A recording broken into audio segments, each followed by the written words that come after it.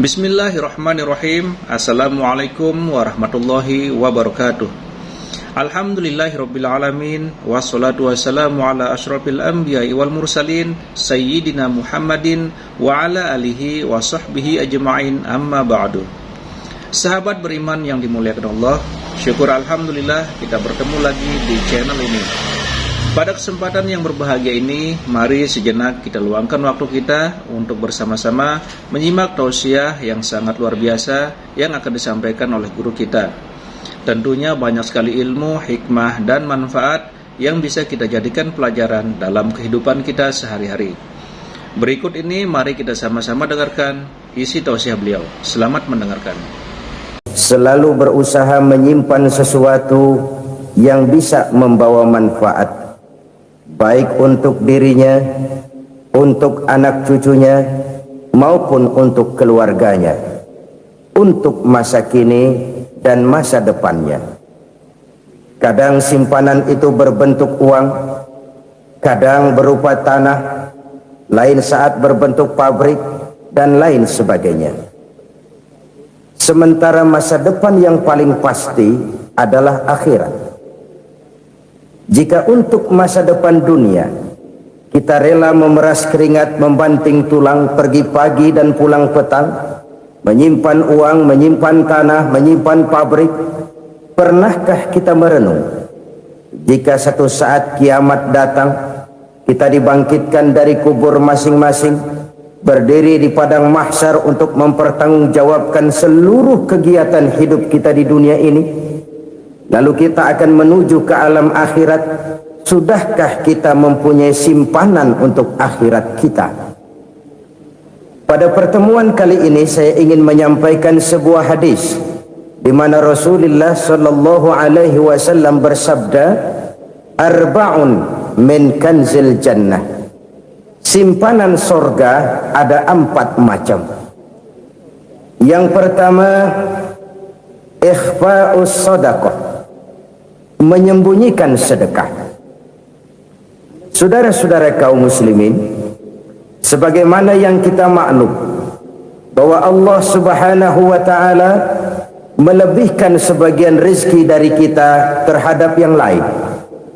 Ada yang kaya, ada yang setengah kaya, ada yang miskin, ada yang setengah miskin, dan selanjutnya. Ada yang gajinya kecil tapi penghasilannya gede. Ada yang penghasilannya gede tapi nggak punya gaji. Ada juga yang memang gajinya gede dan penghasilannya gede. Kelebihan rezeki merupakan sunnatullah dan tidak harus membuat kita merasa lebih dari yang lain. Bahkan sebaliknya, kelebihan itu harus membuat kita ringan tangan untuk menolong mereka yang memang memerlukan pertolongan. Kalau saudara diberikan ilmu, maka pertanyaan akhirat cuma satu: ilmumu kau amalkan untuk apa?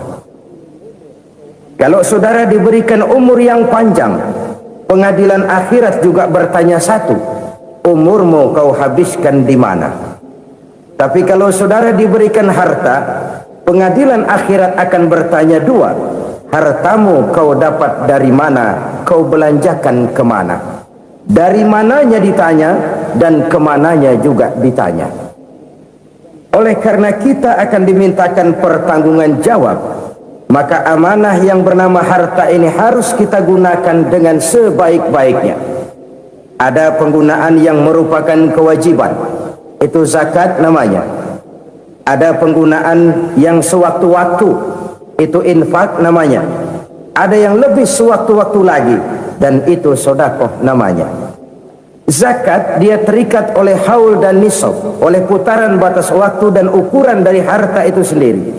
Sedangkan infak terikat oleh situasi dan kondisi perekonomian seseorang.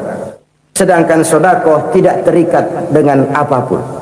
Dalam kondisi seperti apapun kita bisa melakukan sedekah dengan yang terkecil sekalipun. Sampai-sampai Rasulullah sallallahu alaihi wasallam mengajarkan, la tahqiranna minal ma'rufi syai'an walau an talqa akhaka biwajhin talik.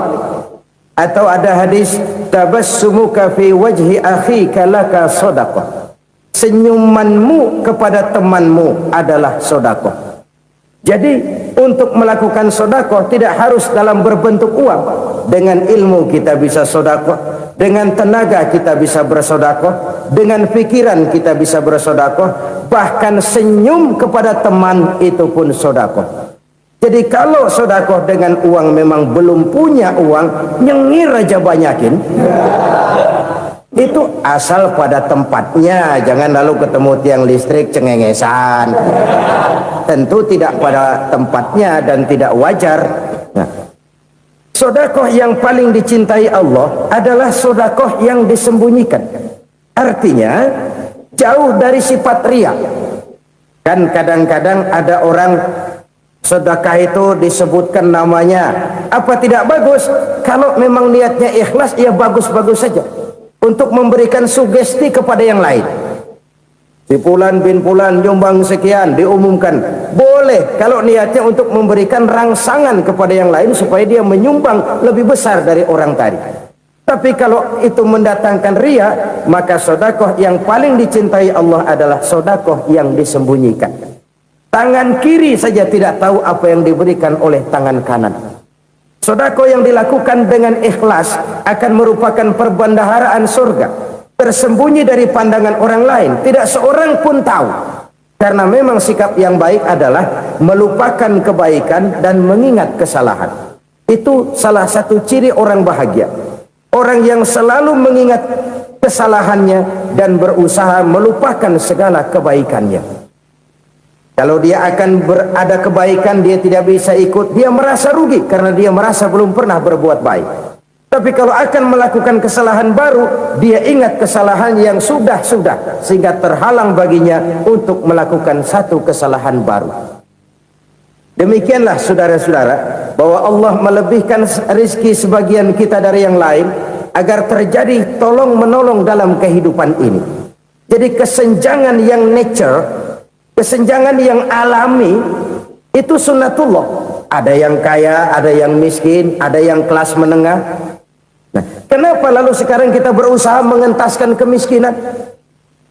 Oleh karena adanya kesenjangan struktural. Kalau yang kaya bisa semakin kaya, kenapa yang miskin tidak bisa naik jadi ikut sedikit kaya? Sebab pada dasarnya Islam adalah agama yang sejak turunnya sudah berupaya memerangi kemiskinan.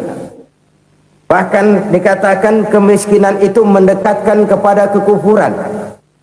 Orang kalau miskin udah dekat banget sama kafir. Gampang menjadi kafir. Berapa banyak saudara-saudara kita yang oleh karena soal perut, oleh karena soal materi, terpaksa meninggalkan dan menanggalkan akidahnya, menjual petunjuk yang diberikan Allah dengan hak kesenangan dunia yang cuma sebentar ini. Na'udzubillah thumma na'udzubillah. Jadi makin kita sembunyikan satu sedekah, semakin banyak perbendaharaan kita di surga. Sedekah yang paling dicintai Allah adalah sedekah yang disembunyikan.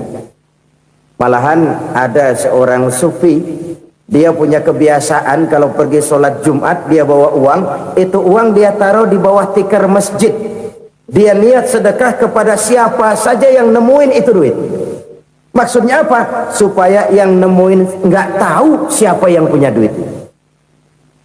Demikian dia saking ingin menyembunyikan sedekahnya. Karena sifat riya itu bisa memakan amal kita sendiri. Riya itu termasuk menyebut-nyebut kebaikan kita. Orang yang suka nepuk dada, sedikit-sedikit ngitungnya kalau nggak gua. Tuh kalau nggak gua tuh yang belas itu kalau nggak gua, iya kalau nggak lu kenapa emang?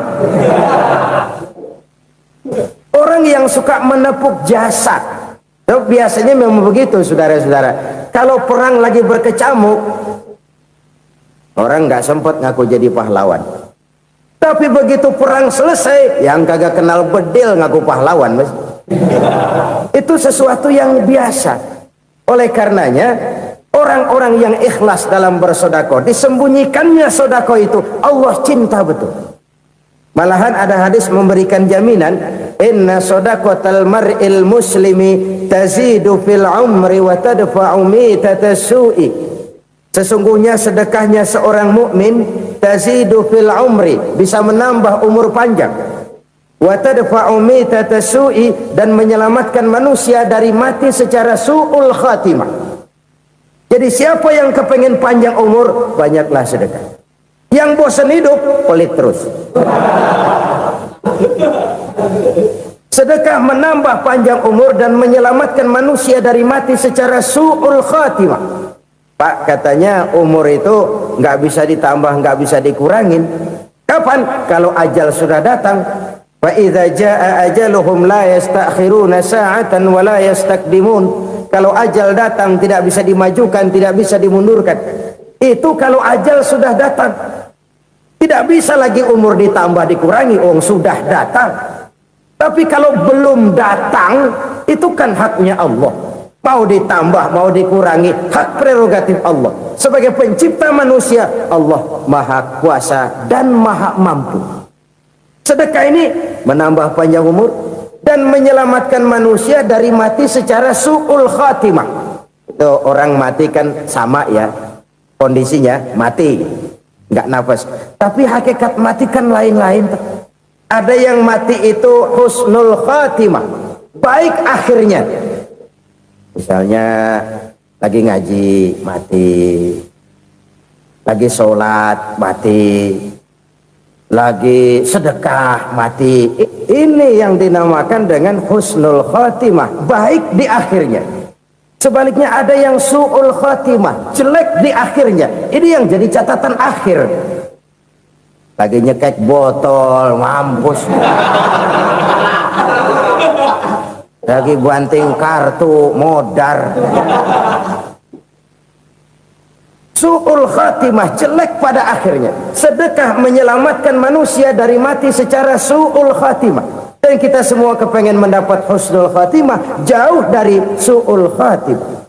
Oleh sebab itu yang bisa menyelamatkan kita dari penyakit itu antara lain adalah sedekah yang disembunyikan, yang dikerjakan dengan ikhlas karena Allah, tidak karena kepengen dipuji orang, tidak karena ingin dikatakan orang pemurah. Sebab orang dermawan itu orang yang memberi tanpa harus diminta.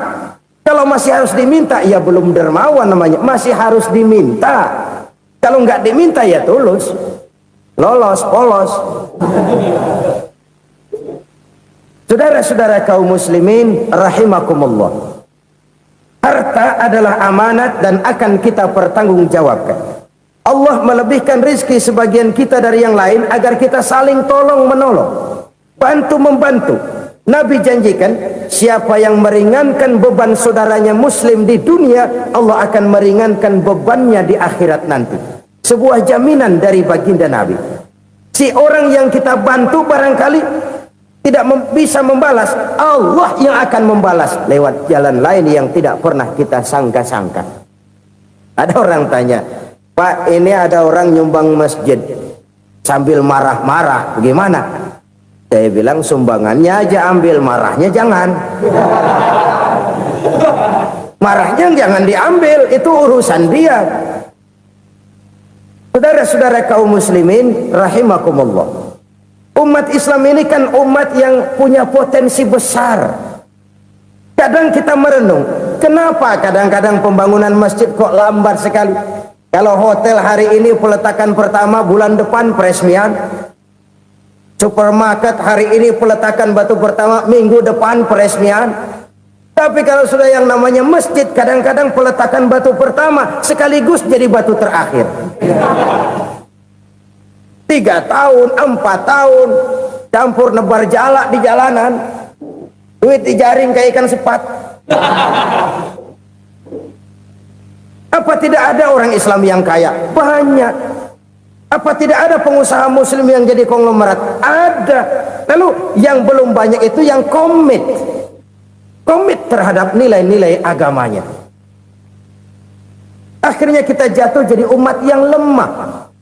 Belum ada pengusaha konglomerat muslim buka pabrik super mie cap beduk misalnya, umpamanya umpamanya, atau pabrik kecap, cap sorban, supaya identitas keislamannya sedikit kelihatan. Kita jatuh jadi umat yang lemah karena potensi tidak terinventarisir dengan baik. Kita ini ibarat kompor yang cuma matengin nasi orang lain. Potensi kita dimanfaatkan oleh orang lain. Ukhuwah Islamiyah kita baru terbatas kepada silaturahmi. Ukhuwah di bidang ekonomi kita lemah, ukhuwah di bidang kebudayaan kita lemah, apalagi ukhuwah di bidang politik kita lebih rapuh lagi. Padahal ukhuwah itu adalah totalitas kehidupan manusia, menyangkut ipolexos bud, memerlukan nilai-nilai ukhuwah. Jadi oleh karena itu mari kita menyadari, di dalam harta kita, walaupun kita yang cari, pergi pagi, pulang sore, peras keringat, banting tulang, di sana ada harta anak yatim, di sana ada hak masjid, di sana ada hak pesantren, di sana ada hak jihad. Berbahagialah seseorang apabila dia oleh Allah dijadikan keran. Keran itu menyimpan air, tapi tidak untuk dirinya, tapi disalurkannya kepada mereka yang memang memerlukannya.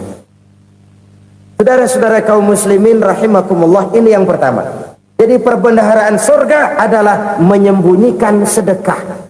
Orang lain nggak tahu, kita pun nggak pernah ngitung-ngitung. Kita anggap lewat begitu saja, padahal itu deposit akhirat. Satu. Yang kedua, perbendaharaan surga itu apa? Wa kitmanul musibah, menyembunyikan kesulitan. Kadang orang takut menghadapi kesulitan, tapi makin kita merenung, hidup ini kan sebenarnya urusan. Takut sama urusan, ya jangan hidup. Tandanya orang hidup itu kalau punya urusan. Urusan melupakan problem, problem sering menimbulkan kesulitan. Kesulitan bukan untuk ditakuti, tapi untuk diatasi dan dicarikan jalan keluarnya. Siapa sih orangnya yang nggak pernah sulit-sulit? Makin tinggi status sosialnya, makin gede urusannya. Makin tinggi kualitas imannya, makin berat tingkat kesulitannya. Cuma memang yang namanya enak itu seperti pelangi. Biang lala itu nggak pernah di atas kepala kita, di atas kepala orang melulu. Lu sih enak lo, kata kita. Dia juga bilang enak kan lo. Pelangi itu nggak pernah di atas kepala kita. Kata tukang beca, aduh enak ya naik Mercy. Kata tukang beca, apa yang di dalam mobil Mercy? Aduh enak bener tukang beca, di jok ngeringkuk ngorok pulas bener. Saya kamar pakai AC, sejuk, tempat tidur sutra, empuk, alga, spring bed, gula kulik, nggak bisa pulas kalau belum minum Valium, belum tidur. Enak bener tukang beca, di jok ngorok nggak tahu wetan kulon. Si tukang beca bilang yang di Mercy enak, yang di Mercy bilang tukang beca enak. Inilah enak, nggak pernah di atas kepala kita, di atas kepala orang lain melulu enak itu. Nah, saudara-saudara, yang merupakan perbendaharaan surga itu orang yang bisa menyembunyikan kesulitan, baik pribadi ataupun rumah tangga. Nih terutama rumah tangga yang jadi soalnya. Kadang-kadang kita ini kalau senang, sebaliknya kalau senang kita diam, kalem aja, cuek. Banyak banget duit kita bawaan, diam aja udah. Malah ketemu orang takut. Tapi begitu susah, sekampung tahu. Padahal Nabi mengajarkan perbendaharaan surga itu menyembunyikan musibah, menyembunyikan kesulitan. Kalau enak, cerita sama orang-orang. Kalau nggak enak, rasain sendiri, tekan sendiri, atasin sendiri. Kita kan sebaliknya, senang kita diam, asal lagi susah, paling tidak kita nyari teman buat cerita kesusahan. Siapa orangnya yang nggak pernah susah? Cuma soalnya bagaimana kita mengatasi kesusahan itu sendiri. Begitu juga misalnya kalau orang sudah berumah tangga, itu orang tuanya harus menjadi tempat dia cerita yang enak-enak saja. Yang nggak enak rasain berdua, selesaikan berdua, atasin berdua. Jangan dibalik. Asal senang diam, giliran susah saja. Maknya laporan. Terbalik. Bisa menjaga security informasi. Maka nama bayam keluar diam, malah seluitan. Enak amat lo makan daging ayam. Security informasi. Saudara-saudara kaum muslimin rahimakumullah. Ujian yang terberat itu yang pernah diberikan kepada para nabi, para rasul, para aulia, para ulama. Makin tinggi keimanan, makin berat bentuk kesulitan. Ayo saya kemukakan satu contoh saja. Ada seorang nabi yang kaya, nabi kaya, namanya Nabi Ayub. Iblis kalau orang begini kan keki, ibadahnya rajin, kaya. Nih yang kayak begini susah digodain.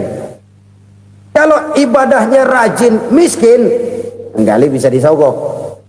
Sini imannya mantap, ibadahnya rajin, kaya, nabi lagi. Oh, tapi namanya iblis nggak kurang akal. Laporan, Tuhan, kenapa iblis? Ya ini bahasa saya, bahasa Qurannya sih nggak gitu. Itu hambamu yang namanya Ayub, dia rajin ibadah cuma karena dikasih kaya aja. Coba kasih miskin dia, berhenti dia sembahyang. Ah, kamu bisa aja. Saya tahu Ayub itu hambaku yang ikhlas. Saya buktiin Tuhan, silahkan. Dibuktiinlah, iblis turun ke alamin. Yang mula-mula dia lakukan, dia rusak sawah ladang Nabi Ayub. Dia binasakan binatang ternak Nabi Ayub. Sehingga dalam waktu singkat, jatuhlah Nabi Ayub dari orang paling kaya jadi orang paling miskin. Beliau masih ibadah di mihrab dalam masjid. Datang iblis. Saudara Ayub, ya, lagi ngapain? Ibadah. Nyembah Allah, nyembah Allah. Oh, percuma. Kenapa? Tuhan yang ente sembah nih, dia udah bikin miskin ente. Sawah ladang ente hancur lebur, binatang ternak binasa. Sekarang ente jadi orang paling miskin. Ngapain nyembah Tuhan kayak begitu? Tekor. Udah berhenti dah ibadah, berhenti ibadah. Ini iblis sama Tuhan laporannya lain, yang dikerjakan kepada Nabi Ayub juga lain. Benar begitu iblis kata Nabi Ayub? Iya. Sawah ladang saya habis, buras. Binatang ternak saya binasa, binasa. Saya miskin, bangpak. Apa jawab Nabi Ayub? Bukan innalillahi, ini hebat. Alhamdulillahillazi a'tani wa akhza minni. Segala puji bagi Allah yang telah memberikan harta kepada saya dan sekarang mengambilnya lagi. Alhamdulillah. Allah yang ngasih, Allah yang ambil. Itu mah urusan Allah. Iblis cuman ibadah jalan terus, sujud lagi Nabi Ayub. Iblis seleher gondok banget. Dasar Nabi nggak mempan dia apa-apain. Miskin malah alhamdulillah. Allah yang ngasih, Allah yang ambil.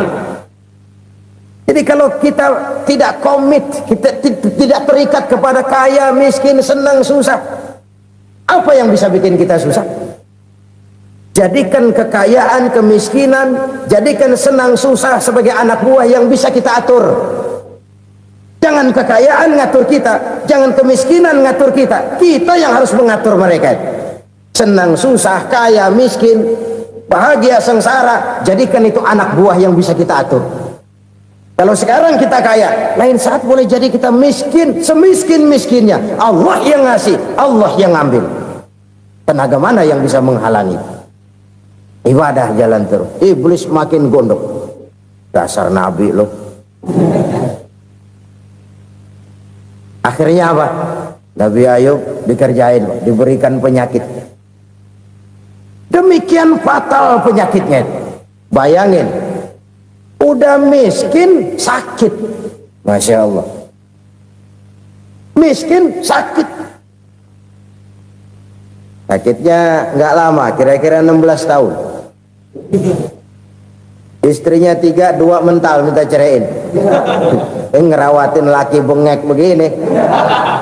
Senang belum tentu, susah udah pasti nih. Cerai aja, cerai dah. Cerai. Tinggal satu Siti Rahmah yang setia menemani beliau. Sesetia-setianya hati perempuan. Satu saat Siti Rahmah bilang, "Bang, iya, abang kan Nabi bang. Lalu namanya Nabi kan doanya jarang meleset bang. Maksud kamu minta kenapa sih sama Tuhan biar abang sembuh? Baik dah bang. Itu Rahmah. Iya. Saya sakit berapa tahun sih dah? 16 tahun bang. Sebelum ini saya sehat berapa tahun? Ya kira-kira 60 tahun bang. Nah coba ente banding-bandingin Rahmah. Saya dikasih sehat 60 tahun, dikasih sakit 16 tahun. Sudah nggak sabar mau doa kepada Allah minta sembuh. Saya malu kepada Allah. Diuji dengan yang luar biasa seperti ini, tidak mengganggu stabilitas kehambaannya. Dia tetap menghamba kepada Allah Subhanahu wa ta'ala. Saudara-saudara kaum muslimin rahimakumullah, kunci menghadapi kesulitan itu apa? Allah jelaskan dalam satu ayat, wa basyiris sabirin alladzina iza asabathum musibah qalu inna lillahi wa inna ilaihi raji'un. Gembirakan orang-orang yang sabar. Siapa mereka itu? Yang apabila mendapat musibah mereka kembali kepada keyakinan dasar, segalanya dari Allah dan segalanya akan kembali kepada Allah. Ini konsepsi dasar dari sikap muslim dalam menghadapi berbagai kesulitan. Segalanya dari Allah, segalanya akan kembali kepada Allah. Kalau ini sudah kondisi dasarnya, maka kita akan lapang menghadapi kenyataan bagaimanapun pahitnya. Apakah itu namanya miskin, apakah itu namanya sakit, bahkan maut sekalipun, segalanya dari Allah, segalanya akan kembali kepada Allah. Ini sikap hidup, bukan sekedar ucapan. Kita kadang-kadang menjadikannya sebagai ucapan, mulutnya sehingga berhenti innalillahi wa inna ilaihi raji'un, tapi nangisnya terus gerung-gerungan. Bukan itu, ini kesadaran moral. Kalau segalanya dari Allah, segalanya kembali kepada Allah, kan sebenarnya cuma nunggu giliran. Hari ini saya nyembayangin dia, entah hari apa saya disembayangin orang. Hari ini saya antar dia ke kubur, entah hari apa orang nganterin saya ke kubur. Hari ini saya tahlilkan dia, entah nanti kapan orang tahlilkan saya. Segalanya dari Allah, segalanya akan kembali juga kepada Allah. Oleh sebab itu saudara-saudara, kesulitan bukan untuk ditakuti. Kesulitan justru untuk diatasi, dicarikan jalan keluarnya. Dan tidak ada orang yang tidak pernah mendapat kesulitan. Tidak ada. Semakin tinggi status sosial, semakin tinggi kualitas keimanan, semakin besar juga tingkat kesulitan. Hanya saja bagaimana cara kita mengatasinya. Dan Al-Quran menyatakan inna ma'al usri yusra. Di balik kesulitan itu pasti ada kemudahan. Roda itu berputar. Karena itu Rasulullah sallallahu alaihi wasallam mengingatkan kepada kita, ta'arraf ilallahi fir raha ya'rifka fisyiddah. Ingatlah kepada Allah di waktu kamu senang, supaya Allah ingat kepada kamu di waktu kamu susah. Kalau waktu senang kita ingat kepada Allah, kita susah, Allah tidak akan meninggalkan kita. Tapi kalau waktu senang kita jauh dari Allah, sujud tidak sempat, dengan masjid jauh, ketika senang kita lupakan Allah. Nanti begitu kita susah, Allah lupakan kita. Dan itu menyakitkan. Oleh karena itu orang-orang tua kita dulu bilang, kalau lagi sehat ingat-ingat lu bakal sakit nanti. Kalau lagi kaya ingat-ingat satu saat kita bakal jatuh miskin. Bahkan kalau lagi muda ingat-ingat kita bakal tua. Dan yang terpenting kalau lagi hidup ingat-ingat kita bakal mati. Saudara-saudara kaum muslimin rahimakumullah. Jadi yang kedua yang merupakan perbendaharaan surga, menyembunyikan musibah. Saudara-saudara kaum muslimin rahimakumullah. Hal ketiga yang merupakan perbendaharaan surga adalah wasilatur rahmi. Orang yang suka bersilaturahmi. Sebagaimana yang kita maklum bahwa manusia adalah makhluk yang disebut zon politika. Makhluk sosial yang tidak mungkin hidup sendiri-sendiri. Betapa dan siapapun kita memerlukan orang lain. Bodoh betul manusia kalau tinggal di tengah masyarakat tapi tidak mau bermasyarakat. Merasa hebat sendiri, pintar sendiri, gagah sendiri, kaya sendiri. Mungkin kalau mati juga ngubur sendiri.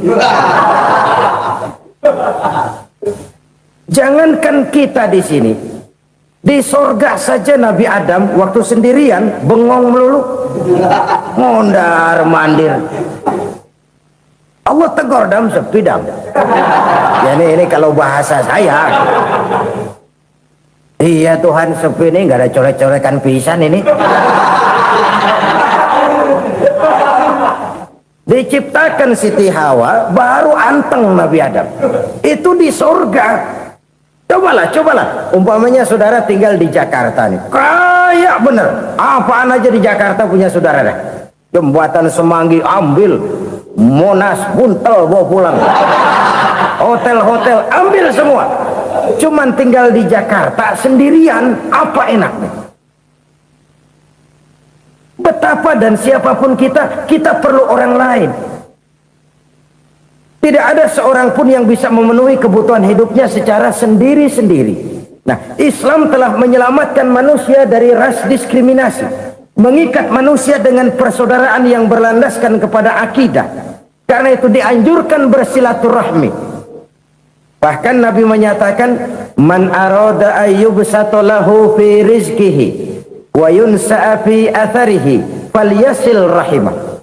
Siapa yang kepengen diluaskan rezekinya dan dipanjangkan usianya, banyaklah ia bersilaturahmi. Siapa yang kepengen dimudahkan rezekinya, hendaknya ia banyak bersilaturahmi. Kalau banyak teman, kesulitan kan paling tidak ada tempat cerita. Udah susah sendirian, kita pikirin diri, nggak ada tempat tukar pikiran. Cepet banget sama bengek. Dilawan sendiri. Nah, secara makro kita bisa berkata, tidak mungkin ada kemenangan kalau tidak ada kekuatan. Tidak ada kekuatan kalau tidak ada kesatuan dan persatuan. Tidak mungkin ada kesatuan dan persatuan tanpa semangat silaturahmi. Kalau umat Islam mau menang, dia harus kuat.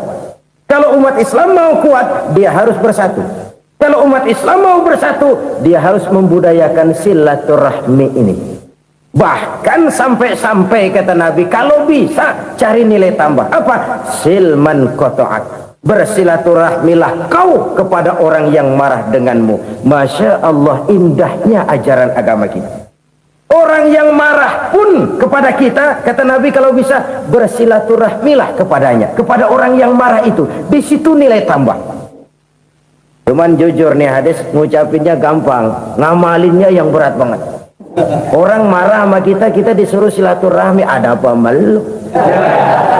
Lu marah, ada gua marahan lagi, tunggu pikirin. Saudara-saudara kaum muslimin rahimakumullah. Tapi ini yang diajarkan, bahkan ini yang dicontohkan oleh baginda Rasul. Bagaimana begitu mudah, misalnya satu saat Abu Jahal ini ngatur strategi bagaimana bikin Muhammad celaka. Dia gali lubang di depan tempat tidurnya. Dia tutupin daun korma. Terus dia panggil seseorang, ke sini. Kasih tahu Muhammad, pamannya sakit keras, minta ditengokin. Berangkat orang ini ke sana. Muhammad, labbaik. Pamanmu sakit keras, dia minta ditengokin. Baik, saya akan datang menjenguk beliau. Berangkatlah Nabi ke rumah Abu Jahal tanpa prasangka apapun. Abu Jahal udah pasang setil, selimut 3 rangkap setengah dipakai, persis kayak orang meriang. Tapi sembari ngintip dari balik selimut, begitu Muhammad buka pintu, nah masuk perangkap nih. Muhammad jalan menuju tempat pembaringan. Makin lama makin dekat, makin lama makin dekat, makin dekat ke lubang yang dipasang oleh Abu Jahal itu. Dalam hati Abu Jahal, terus dah jatuh, mampus dah lo ini. Mampus lo hari ini nih. Apa yang terjadi? Malaikat Jibril datang. Muhammad, pamanmu cuma pura-pura sakit. Di depan tempat tidurnya ada lubang perangkap supaya kamu jatuh ke situ. Sudah, kamu pulang. Balik kanan Nabi. Sudah hampir jatuh ke lubang, balik kanan, pulang. Bayangin kecewanya Abu Jahal. Muhammad dikit lagi, Muhammad dikit lagi. Enggak paman, saya pulang aja. Emosi bangun dari tempat tidur, enggak sadar kalau lagi pura-pura sakit. Lompat ngejar Nabi, dia lupa dengan lubang yang dia gali. Pusrak, nyemplung sendiri ke dalam lubang.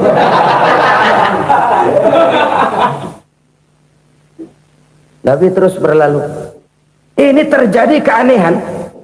Jatuh ke lubang yang dia gali itu sebenarnya nggak terlalu dalam ya, antara 3-4 meteran lah. Tolong, saya jatuh ke lubang ini. Datanglah pelayan-pelayannya itu. Angkat saya dari sini. Oh, yang ngulurin tambang.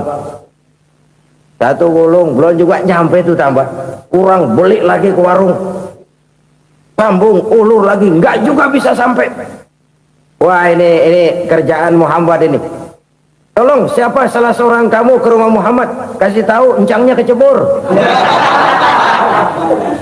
Minta ditolongin. Sampaikan kepada Rasul. Kenapa? Pamanmu jatuh ke lubang, Muhammad minta tolong diangkatin. Tambang udah nyambung-nyambung nggak nyampe juga. Ya, nanti saya datang, saya tolong. Cobain. Nyata-nyata orang berniat jahat mau mencelakakan dia.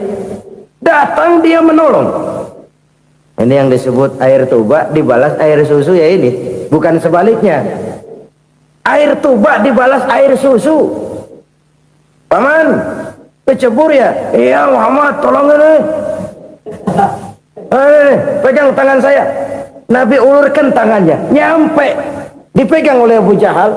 Diangkat ke atas. Sampai atas. Apa kata Abu Jahal? Sihirmu memang hebat Muhammad. Udah ditolongin dikata sihir. Yang enak kita kemplang kan itu orang begitu. Urusan apa? Tapi inilah akhlak.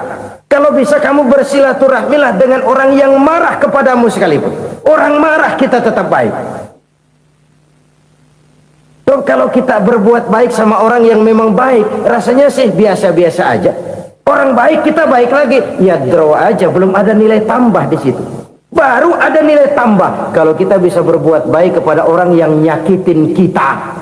Itu namanya kita setingkat di atas dia. Dia sakitin kita, kita berbuat baik sama dia. Dia pelit sama kita, kita baik sama dia. Dia marahin kita, kita deketin dia. Di situ kita punya nilai tambah. Jadi siapa yang ingin diluaskan rezekinya, kata Nabi, dan dipanjangkan umurnya, hendaklah ia banyak-banyak bersilaturahmi. Sederhana sebenarnya silaturahmi, tapi silaturahmi membangkitkan semangat kesatuan dan persatuan. Kesatuan dan persatuan melahirkan kekuatan. Dalam matematika 1 ditambah 1 pasti 2. Tapi di tengah masyarakat 1 orang takut ditambah 1 orang takut, hasilnya jadi 2 orang setengah berani. Kenapa setengah berani? Karena udah berdua. Tadi pan takut sendirian. Kalau dia kumpul turu-turu takutlah jadi berani. Kita yang lemah, kita yang tidak berdaya, kita yang miskin, kalau mau kompak bersatu, apa yang nggak bisa kita kerjain? Apalagi tinggal di kota besar, pilihan cuma 2. Bertahan atau minggir. Bertahan atau minggir. Untuk bisa bertahan harus mampu bersaing. Untuk mampu bersaing harus punya keahlian. Keahlian harus ditunjang dengan pendidikan, ditambah oleh kekompakan sebagai umat. Udah miskin mencar mulu, orang injak kita. Orang nggak pandang urusan apa malu. Oleh karena itu silaturahmi pada hakikatnya merupakan roh dari ukhuwah yang diajarkan oleh agama kita. Bagaimana Islam menyelamatkan masyarakat manusia dari ras diskriminasi, mengikat manusia, dan tidak ada persaudaraan yang lebih indah selain persaudaraan yang diikat dengan nilai-nilai akidah. Sepanjang orang di jalan Allah, itulah saudara kita. Keluar dia dari jalan Allah, selesailah persaudaraan sampai di situ. Karena itu, kalau ingin menyimpan sesuatu di surga, banyaklah bersilaturahmi. Datang ke rumah ini, datang ke rumah itu, dan lain sebagainya. Itu simpanan kita di akhirat nanti. Ini yang ketiga. Saudara-saudara, yang keempat, perbendaharaan surga itu apa? Wa qawlu la hawla wa la quwwata illa billah. Ucapan la hawla wa la quwwata illa billah. Ibadah kan ada yang berat, modalnya besar. Bangun masjid berat, modalnya besar. Bangun rumah sakit berat, modalnya besar. Ada ibadah yang berat tapi modalnya ringan. Misalnya puasa. Puasa itu berat, mengendalikan nafsu. Kalau sekedar nggak makan nggak minum sih enteng. Mengendalikan nafsu itu jihad terbesar. Tapi kan modalnya ringan, cuma niat saja. Ini ibadah berat, modalnya ringan. Ada ibadah yang ringan, modalnya juga enteng. Seperti termasuk ucapan la haula wala quwata illa billah. Tanpa sadar, la haula wala quwata illa billah. Nyelengin tuh di surga. Nyelengin, kita nggak terasa, nyelengin simpenan akhirat. La haula wala quwata illa billah, nyimpan lagi. Kaget, la haula wala quwata illa billah, nyimpan lagi. Banyak simpenan. Walaupun sebenarnya yang dimaksud di sini adalah kesadaran batin bahwa tidak ada daya dan kekuatan kecuali Allah. Itu intinya. Kita memulai pekerjaan disunahkan baca bismillah, kan begitu? Apa itu? Kesadaran moral bahwa ini saya bisa kerjakan. Saya kerjakan ini dengan menyebut nama Allah. Kenapa? Kalau Allah tidak memberikan daya dan kekuatan, mana mampu saya kerjakan ini. Maka saya kerjakan ini dengan menyebut nama Allah. Bismillah. Kesadaran moral. Manusia hanya wajib berusaha, tapi nggak pernah wajib berhasil. Banyak hal-hal yang kalau kita renungkan secara rasio nggak mungkin, tapi jadi kenyataan. La haula wala quwata illa billah. Tidak ada daya dan kekuatan kecuali bagi Allah semata-mata. Kesadaran moral akan kelemahan dan keterbatasan makhluk bernama manusia. Kadang kita kagum dengan otak, tapi kita sering lupa sama yang bikin otak. Padahal bagaimanapun hebatnya otak, yang bikin otak pasti lebih hebat dari otak. Nggak percaya, silahkan otak-otakan. Inilah kecenderungan. Kita kagum dengan pesawat-pesawat mutakhir, bukan main besi gede banget terbang itu. Alangkah hebatnya. Lalu apa yang bikin otak tidak lebih hebat dari itu semua? Kita puji laut, apa yang bikin laut tidak lebih hebat dari laut itu? La haula wala quwata illa billah. Tidak ada daya dan kekuatan kecuali Allah. Apa yang bisa kita lakukan kalau tidak karena daya dan kemampuan yang diberikan oleh Allah kepada kita? Lahirlah sikap tawadu, rendah hati, tidak melonjak menjadi angkuh dan sombong, sadar akan kelemahan dan keterbatasan diri. Sebagai makhluk yang diciptakan oleh Allah Subhanahu wa ta'ala. Jadi satu sisi ini ucapan yang berpahala, la haula, jadi wiridan. Pada sisi lain ini kesadaran moral, sikap mental, kesadaran batin bahwa yang punya daya dan kekuatan itu cuma Allah.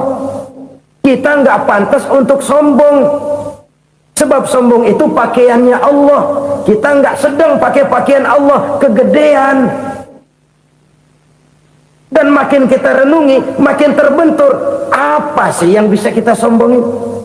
Kita mau sombong apa? Kaya? Pintar? Itu kan semua relatif. Di atas langit masih ada langit lagi. Jadi oleh karenanya, marilah kita menyadari. Manusia hanya wajib berusaha, tapi tidak pernah wajib berhasil. Yang berusaha saja tidak wajib berhasil, apalagi yang tidak berusaha. Islam bukan agama orang pemalas yang selesai sholat lalu ngelohom, nggelenggem ayem-ayem. Tapi Islam bukan agama orang sombong yang setelah berusaha lalu tidak memerlukan Allah. Kita bisa saja bikin proyeksi, tahun sekian kita bakal panen besar menurut perhitungan otak. Tapi ada kejadian lain. Apa? Tikus ngambek. Habis itu dimakanin tikus, panen gagal. Proyeksi rasional gagal oleh tikus-tikus yang ngambek itu. Bisa saja terjadi. Tahun depan kita panen besar, urung. Kenapa? Musim panas panjang. Lalu sekarang ini koran-koran bikin berita musim mengalami penyelewengan.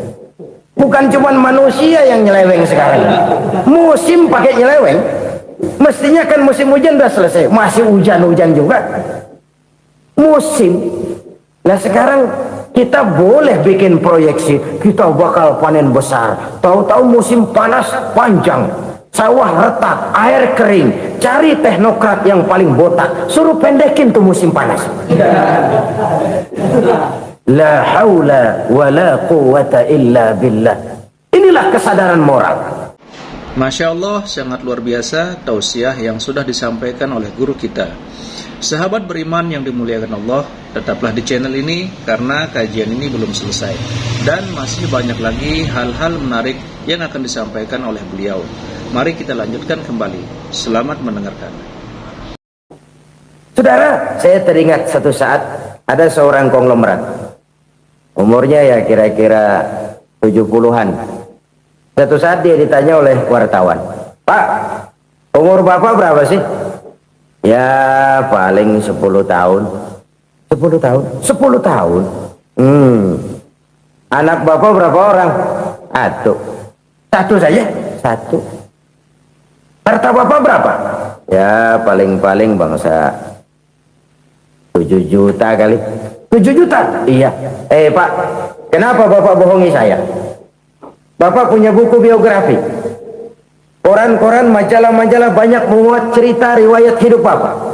Saya tahu umur Bapak 70. Kenapa bilang cuma 7 tahun? Saya tahu anak Bapak 8. Kenapa cuma bilang 1? Saya tahu harta Bapak miliaran, mungkin triliunan, pabrik di mana-mana, bank di mana-mana. Kenapa bilang uang Bapak cuma 7 juta? Nah, kata si konglomerat tadi, "Kamu benar, Nak, kamu benar. Umur saya kalau jumlahnya memang 70, Nak. Cuman ingat-ingat saya, baru 7 tahun terakhir ini saya sujud. Baru 7 tahun terakhir ini saya berusaha dekat dengan Allah. Saya laksanakan perintahnya, saya jauhi larangannya. 7 tahun inilah rasanya yang ada nilainya di hadapan Allah. Yang 63 tahun matong, kelabu, kelem umur gue. Habis untuk maksiat, untuk munkarat. Maka ketika ditanya tadi, umur saya 7 tahun itu. Oh begitu Pak. Oh iya. Lalu anak Pak, anak Bapak kan 8. Kenapa bilang cuma 1? Nah, kalau jumlah hitungannya memang anak saya 8. Tapi dari 8 orang ini rasanya cuma 1 nih yang bakal jadi buah hati, belahan jantung, pelanjut cerita, penerus sejarah, bakal jadi anak soleh yang akan mendoakan saya. Cuman 1 rasanya anak saya ini yang bakal jadi buah hati saya, besar-besaran saya, yang akan mendoakan di kubur saya, yang akan mendoakan di akhirat saya. Yang 7 orang mana? Masya Allah, yang 1 tenggeng, yang 1 nyekek botol mulu, yang 1 nggak karu-karuan. Makanya saya bilang 1 anak saya yang akan bisa mendoakan saya. Oh begitu Pak. Iya. Nah, harta Pak, harta Bapak kan triliunan, pabrik Bapak di mana-mana, uang Bapak hampir di tiap bank-bank besar. Kenapa bilang cuma 7 juta? Betul kau Nak. Harta saya kalau jumlahnya memang miliaran, triliunan mungkin. Tapi yang saya ingat baru 7 juta tuh yang saya belanjakan di jalan Allah. Saya nyumbang masjid, saya santuni yatim piatu, saya bantu pembangunan pesantren, saya bantu pembangunan rumah sakit Islam. Itu yang akan saya bawa pulang ke akhirat, yang 7 juta itu. Yang triliunan itu nanti akan diperebutkan oleh anak-anak saya sebagai waris saya. Jadi harta saya 7 juta itu yang bakal nemenin saya di akhirat, yang akan saya bawa pulang jadi teman saya. Saudara-saudara kaum muslimin, jangan-jangan orang tua itu adalah kita-kita ini. Jangan-jangan kita-kita ini adalah orang tua itu. Jangan-jangan itu potret dari diri kita masing-masing. Dari sekian umur yang diberikan Allah, berapa tahun yang ada nilainya di hadapan Allah? Dari sekian anak-anak yang merupakan amanah, berapa yang akan mendoakan kita sebagai orang tuanya menjadi anak soleh? Dari sekian banyak harta yang diberikan Allah, berapa yang akan kita bawa pulang menghadapnya nanti, yang kita belanjakan di jalan Allah? Ini sebuah potret kehidupan. Karena itu kita kembali kepada la haula wa la quwwata illa billah. Kita wajib berusaha, kita wajib berikhtiar. Selebihnya segala daya dan kekuatan hanya milik Allah saja semata-mata. Satu kesadaran batin dari setiap pribadi muslim. Setelah ia berusaha dan berikhtiar, ia menyerahkannya kepada Allah Subhanahu wa ta'ala. Jadi satu sisi ini merupakan wiridan ucapan yang mengandung pahala, pada sisi lain ini merupakan sikap batin dari seorang muslim di dalam ia menghadapi realitas kehidupan ini. Saudara-saudara kaum muslimin rahimakumullah, kalau ini kita jadikan satu basis kehidupan, maka ini akan menyelamatkan manusia dari kemungkinan tergelincir menjadi orang yang lupa diri dan lupa darat. Sebab itu Imamul Ghazali berpesan, jadidis safinah fa innal bahra amiq wa khuziz zad fa inna safara ba'id wa khaffifil hamla fa innal hamla sadid. Perbarui selalu kapalmu karena lautan sangat dalam. Bawa bekal yang banyak karena perjalanan ini sangat jauh. Ringankan beban karena kebanyakan beban akan menyakitkan. Alangkah indah kalimat ini, alangkah dalam makna yang terkandung di sana. Perbarui selalu kapalmu karena lautan sangat dalam. Apa artinya ini? Jaga mentalmu baik-baik. Pelihara imanmu baik-baik karena hidup penuh cobaan seperti lautan. Kita kalau berlayar di lautan kan kadang-kadang tenang, angin bertiup sepoi-sepoi basah. Jika malam datang, bintang gemintang bertabur menghias cakrawala. Rembulan memantulkan sinarnya dengan indah. Dalam keadaan begitu berlayar enak. Tapi lain saat ombak menggunung, halilintar menyambar, angin topan bertiup. Berapa banyak sudah saudara-saudara kita yang tenggelam di lautan dunia tanpa sadar bahwa dia belum sampai kepada pantai yang akan dituju. Berapa banyak sudah saudara-saudara kita yang tenggelam di lautan dunia ini tanpa sempat bangkit lagi. Dia menyangka sudah sampai kepada tujuannya. Hati-hati kapal jangan sampai bocor karena lautan sangat dalam. Iman ini jaga baik-baik karena hidup penuh dengan ujian.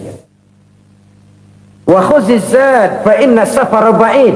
Bawa bekal yang banyak karena perjalanan sangat jauh. Saudara mau ke Bandung, bawa duit. Saudara mau ke Surabaya, banyakkan lagi duitnya. Saudara mau ke Mekah, gepokan, iketan tuh duit nggak lembaran lagi. Makin jauh perjalanan, makin banyak bekal yang harus kita bawa. Kalau saudara dari Jakarta mau ke Surabaya, kagak bawa duit berangkat juga, itu sih bukan berani namanya, nekat. Sampai Surabaya belum tentu, sengsara di jalan udah pasti. Kenapa? Nggak bawa bekal berangkat. Sama juga kita nih, misalnya belum sempat sembahyang, mati. Waduh, berani banget orang. Belum punya bekal, mati. Sengsara di jalan. Atau bekal tidak cukup.